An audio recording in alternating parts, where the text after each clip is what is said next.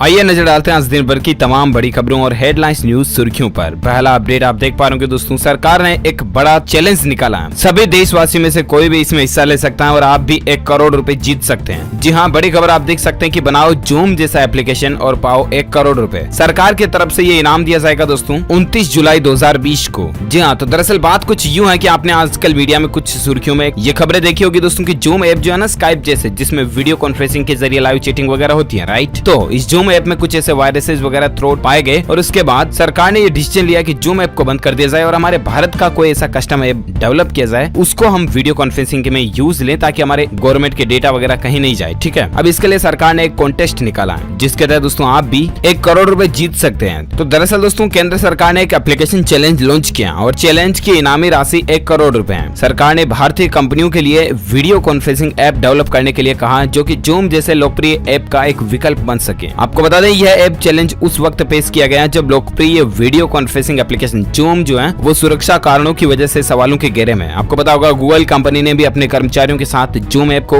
इस्तेमाल करने में बैन लगा दिया और ऐसे में सरकार ने ये कॉन्टेस्ट निकाला। आप mygov.in की ऑफिशियल वेब पोर्टल पर जाकर के इस कॉन्टेस्ट में हिस्सा ले सकते हैं। 30 अप्रैल 2020 इस डेवलपमेंट प्रोग्राम में रजिस्ट्रेशन के लिए आखिरी तारीख है। वीडियो कॉन्फ्रेंसिंग एप्लीकेशन किसी भी किस्म के डिवाइस पर काम करना चाहिए जैसे कि Android mobiles, iOS phones, computer, laptop, tablet वगैरह सब पर। इसमें कुछ और टेक्निकल बातें आपको ध्यान में रखनी चाहिए इसको डेवलप करने दौरान। ऐसा में दोस्तों अगर आप भी एक सॉफ्टवेयर इंजीनियर हैं या आपकी जान पहचान में, परिवार में, दोस्तों मित्रों में, रिलेशनशिप में कोई है जो सॉफ्टवेयर डेवलपिंग वगैरह का काम करता है तो उन्हें ये जरूर अपडेट बताइएगा। आप कहीं 1 करोड़ रुपए में से 5-10 लाख रुपए अपने भी मतलब समझ गया है ना। तो कुल मिलाकर के इस तरह से ये सरकार ने कॉन्टेस्ट निकाला है। चलिए बात करें अपन अगली अपडेट की, तो देख पा रहे कि कोरोना वॉरियर्स को 50 लाख का बीमा देगी उड़ीसा सरकार, मिलेगा शहीद का दर्जा। जी हाँ, उड़ीसा गवर्नमेंट की तरफ से दोस्तों अभी जो हमारे देश और दुनिया में ये बीमारी का वायरस चल रहा है इसके तहत एक नई पहल निकाली है। और पहला तो ये दोस्तों की इस बीमारी से, वायरस से लड़ाई के दौरान अगर डॉक्टर, नर्स, हेल्थ कर्मी, सफाई कर्मी वगैरह किसी की भी जान चली जाती है तो दोस्तों उन लोगों को, उन हस्तियों को शहीद का दर्जा दिया जाएगा। पहली बात तो ये उनके राजकीय सम्मान के साथ उनका अंतिम संस्कार किया जाएगा। इसके अलावा भी सरकार उनके परिवार को 50 लाख रुपए की सहायता राशि भी देगी। इंश्योरेंस कवर के रूप में समझिए या किसी भी तरह से समझिए, ये उड़ीसा गवर्नमेंट की तरफ से एक नई पहल शुरू की गई है। चलिए साथ ही अगला अपडेट है दोस्तों की राष्ट्रीय प्रतिभा खोज फेज 2 परीक्षा को स्थगित कर दिया गया है। एनसीईआरटी ने इसको लेकर एक नोटिस भी जारी कर दिया। जी हाँ, आपको बता दें वर्ष 2020 के लिए आयोजित की जाने वाली राष्ट्रीय प्रतिभा खोज परीक्षा के द्वितीय चरण की परीक्षा को रद्द कर दिया। यह परीक्षा दोस्तों 10 मई को सभी राज्यों में आयोजित होने वाली थी तो इसको रद्द कर दिया। चलिए साथ ही अगला अपडेट आ रहा दोस्तों कि चंडीगढ़ प्रशासक ने भी बड़ी घोषणा कर दी है। पंजीकृत निर्माण मजदूरों को फिर मिलेंगे 3-3 हजार रुपए। जी हाँ, चंडीगढ़ शहर के अंदर प्रशासन की तरफ से एक नई योजना शुरू की गई है और इसके तहत चंडीगढ़ के फैक्ट्री कर्मचारियों और कंस्ट्रक्शन मजदूरों को सैलरी नहीं मिलने व अन्य प्रमुख समस्याओं का मुद्दा अमर उजाला ने लगातार से उठाया था और ऐसे में प्रशासन भी हरकत में आ गया। सोमवार को प्रशासन ने 3 अहम फैसले लिए। इन फैसलों में फैक्ट्री कर्मचारी और मजदूरों को बड़ी राहत मिलने जा रही है। पहले फैसले के तौर पर दोस्तों प्रशासक वीपी सिंह बदनौर ने ऐलान किया कि शहर के सभी रजिस्टर्ड कंस्ट्रक्शन मजदूरों को 3-3 हजार रुपए कंस्ट्रक्शन लेबर वेलफेयर बोर्ड से स्पेशल सहायता राशि के तौर पर दिए जाएंगे। उन्होंने कहा कि इन मजदूरों को आ रही समस्याओं को देखते हुए ये फैसला लिया गया और ये राशि सभी मजदूरों के बैंक खातों में जल्द ही डाल दी जाएगी। आपको बता दें रजिस्टर्ड कंस्ट्रक्शन मजदूरों को प्रशासन ने 3,000 रुपए की सहायता राशि पहले भी दी थी और अब 3-3 हजार और एक्स्ट्रा देंगे। दूसरी बार है जब 6,670 मजदूरों के खातों में 3,000 रुपए डाले जाएंगे तो ये भी प्रशासन की तरफ से अच्छा फैसला है। और साथ ही अगला अपडेट देख सकते हैं कि कक्षा 1 से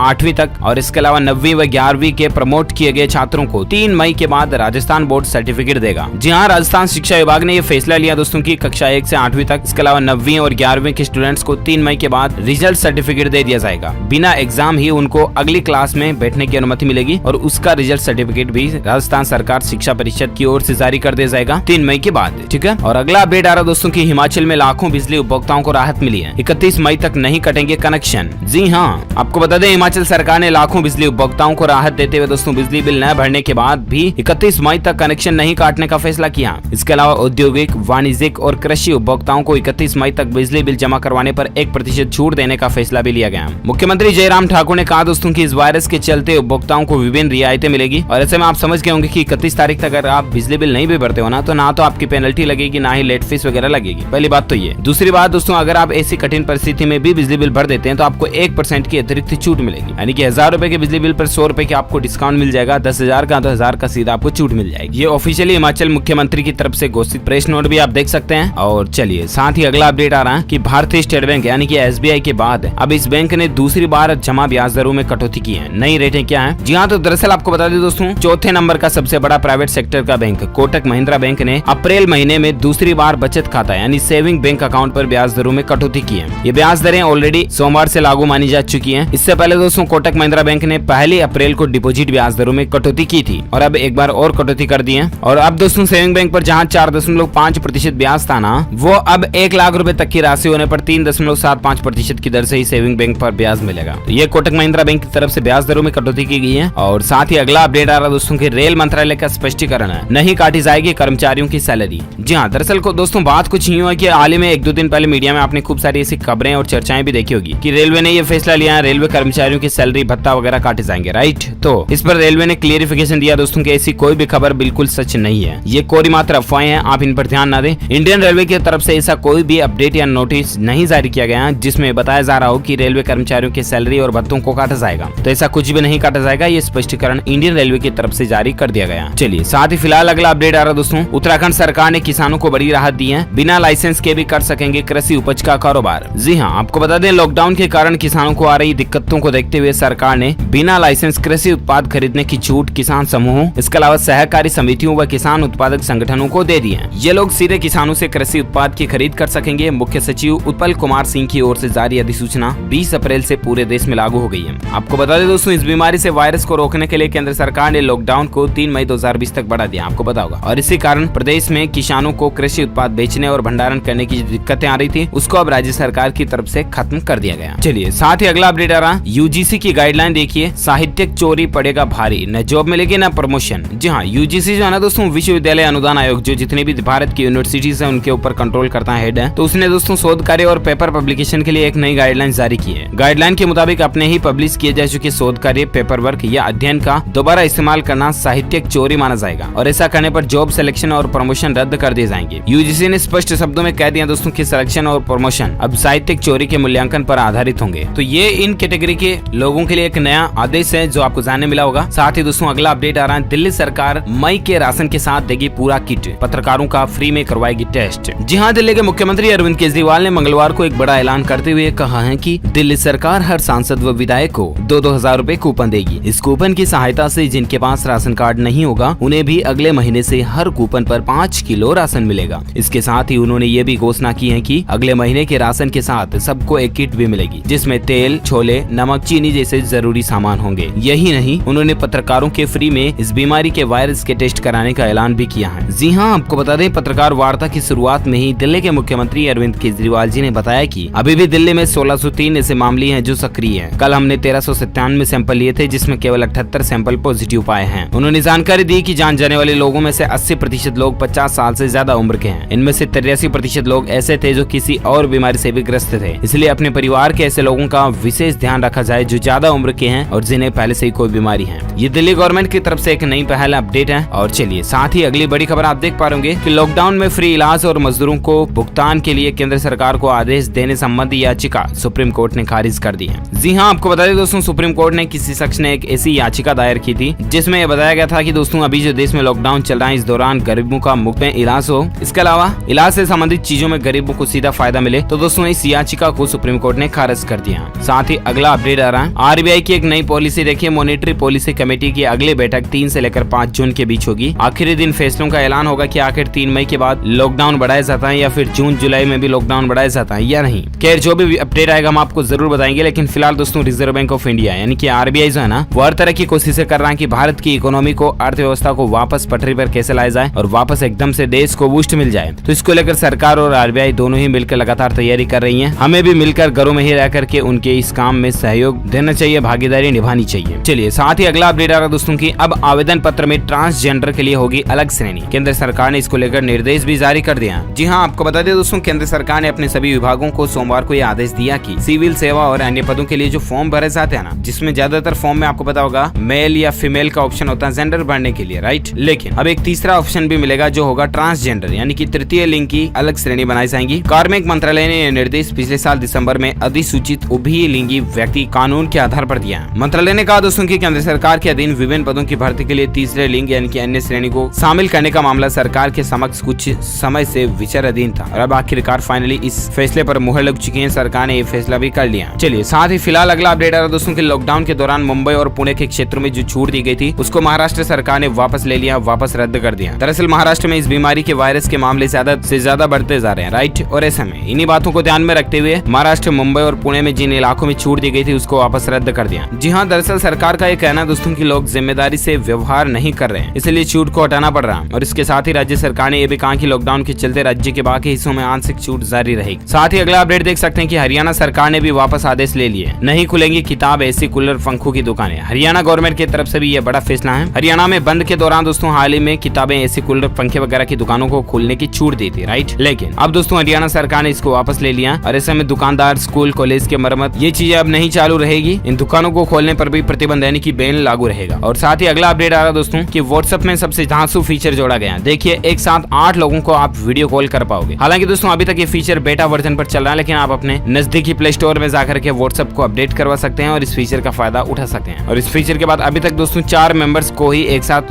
वीडियो कॉलिंग पर जोड़ा जा सकता था, राइट। लेकिन अब दोस्तों व्हाट्सएप ने यह नया फीचर जोड़ दिया और इसके तहत एक साथ 8 लोगों को वॉइस या वीडियो कॉलिंग के जरिए आप कनेक्ट कर सकते हैं। ओके दोस्तों, तो इसी के साथ ही आज की बड़ी खबरें, मुख्य समाचार, today breaking news, India news, headlines news का अपडेट वीडियो फिनिश होता है। और हाँ, आप मुझे नीचे कमेंट करके बताइएगा दोस्तों कि आप कौन से राज्य में रहते हैं, ताकि पर्टिकुलर हम आपके राज्य के समाचार भी आपके मोबाइल तक पहुंचा पाएंगे। दिल से इस वीडियो को लाइक कीजिए, ज्यादा से ज्यादा दोस्तों के साथ फेसबुक और व्हाट्सएप पर शेयर भी कीजिए। और अगर आप DLS न्यूज पर पहली बार आए हैं ना, तो चैनल को सब्सक्राइब करके बेल आइकन भी जरूर दबा दीजिएगा, ताकि आप और हम आपस में रोजाना जुड़े रहेंगे और एक दूसरे के साथ काम की खबरें शेयर कर पाएंगे। Thank you, take care, good bye, जय हिंद, जय भारत, वंदे मातरम।